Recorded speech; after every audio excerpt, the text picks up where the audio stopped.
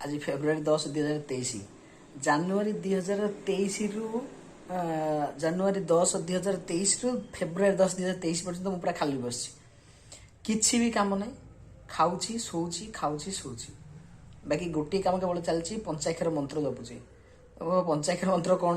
ମୁଁ ଯେତେବେଳେ ହାଇସ୍କୁଲରେ ଥିଲି, ମୋ ସାର୍ ଆମ କ୍ଲାସରେ ପିଲାମାନଙ୍କୁ ସମସ୍ତଙ୍କୁ କହିଥିଲେ ଯେ ବେକାରିଆଙ୍କର ସବୁବେଳେ ଗୋଟିଏ ମନ୍ତ୍ର, ସେଟା ହେଲା ପଞ୍ଚାକ୍ଷର ମନ୍ତ୍ର। ଜାଣିଛନ୍ତି ଆପଣ ସେଟା କ'ଣ କହନ୍ତି? କ'ଣ କରିବି, ପଞ୍ଚାକ୍ଷର ମନ୍ତ୍ର ଜପି ଲାଗିଛି।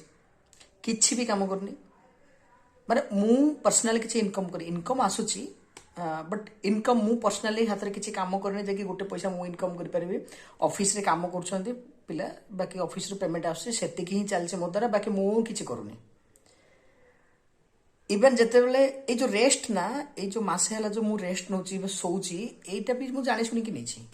କାରଣ ୟା ପୂର୍ବରୁ ମୁଁ ବହୁତ ନିଜକୁ ଫିଲ୍ ହେଉଥିଲା ଯେ ଆକ୍ଚୁଆଲି ବଡିକୁ ରେଷ୍ଟ ଦରକାର, ମାଇଣ୍ଡକୁ ରେଷ୍ଟ ଦରକାର, କିଛି ଗୋଟେ ନୂଆ କରିବା ପାଇଁ ହେଲେ ରେଷ୍ଟ ନେବା ଦରକାର। ଏମିତି ଭାବିକି ମୁଁ ରେଷ୍ଟ ନେଇଥିଲି।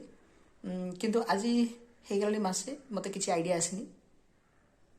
କିଛି ଆଇଡ଼ିଆ ଆସିଲେ ମୋତେ କହିବେ।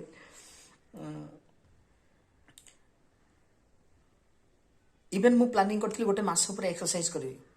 ସକାଳେ ଯିବି, ବିନ୍ଧି ଦେବି, ରାତିରେ ସନ୍ଧ୍ୟାବେଳକୁ ଯିବି, ନାଚିଦେବି। ଏଇଭଳିଆ ଚାଲିଥିଲା ସବୁ ପ୍ରୋଗ୍ରାମ। କିଛି ବି ହଉନି। ନା ସକାଳେ ଯାଇକି ଟିକେ ରନିଂ କରୁଛି, ନା ଇଭିନିଂରେ ଯାଇକି ଟିକେ ଇଭିନିଂ ୱାକ୍ କରୁଛି। ପେଟେ ପେଟେ ଖାଇଦେଉଛି, ଖାଇ ଦେଇକି ବାସ୍ ଖଟ ଉପରେ ବିସ୍ତର ଉପରେ ଶୋଇପଡ଼ୁଛି। ଆଉ କାମ କିଛି ବି ନାହିଁ। ଯଦିଓ ମୋର କାମ କିନ୍ତୁ ବାହାରେ ବହୁତ ପଡ଼ିଛି, ମୁଁ ସବୁ ଦରକିନାର କରିକି ପଟାଟୋ କାଉଚ୍ ଭଳିଆ ପଡ଼ିଛି। ମୁଁ ସମସ୍ତେ ମନା କରିବି, ଏଇଭଳିଆ କରନି ଭାଇ। ଶାନ୍ତି ଦରକାର, ଠିକ୍ ଅଛି, ଦିନରେ 15 ମିନିଟ୍ 20 ମିନିଟ୍ ଶାନ୍ତି ନିଅ, ବଟ୍ ଏମିତି ପୁରା ରେଷ୍ଟ ନେବାଟା ଠିକ୍ ନାହିଁ। ହଁ, ଇଏ ବି ମଧ୍ୟ ଗୋଟେ କଥା ଅଛି ଯେ ବାଘ ଯେତେବେଳେ ଜମ୍ପ ମାରେ ସେଠି ପଛକୁ ଆସେ। ପ୍ରଧାନମନ୍ତ୍ରୀ କହିଥିଲେ, ମୁଁ କହୁନି। ତ ମୁଁ ଟିକେ ପଛକୁ ଆସିଛି ଭାବୁଛି, କିନ୍ତୁ କ'ଣ ତ ଗୋଟେ କରିବାକୁ ପଡ଼ିବ। ମୋତେ ଏଯାଏ ମୁଣ୍ଡକୁ ବହୁତ କଣ୍ଟେଣ୍ଟ ଆସୁଛି ମୁଣ୍ଡକୁ କିଛି କରିବା ପାଇଁ, କିନ୍ତୁ କଣ୍ଟେଣ୍ଟ ଗୁଡ଼ାକ କେତେ ସକ୍ସେସଫୁଲ୍ ହେବ ମୋତେ ମାନେ ମୁଁ ନିଜେ ତାକୁ କାଉଣ୍ଟ କରିପାରୁନି ସେ ସକ୍ସେସ୍ ରେଟ୍କୁ। ସେଥିପାଇଁ ବସିକି ଚିନ୍ତା କରୁଛି। ସେ ଚିନ୍ତା ମଝିରେ ମଝିରେ ଇଚ୍ଛା ହେଉଛି ଟିକେ ଖଣ୍ଡେ ଖାଇଦେବା। ଆଉ ମଜା କଥା ଜାଣିଛନ୍ତି, ଦିନରେ ପାଖାପାଖି ମୁଁ ଗୋଟେ ½ କିଲୋ ମିକ୍ସଚର ଖାଇଦେଉଥିବି। ନା ସେମିତି ନୁହଁ, ଯାହା ଅଛି ଘରେ ତାହା ଖାଉଛି।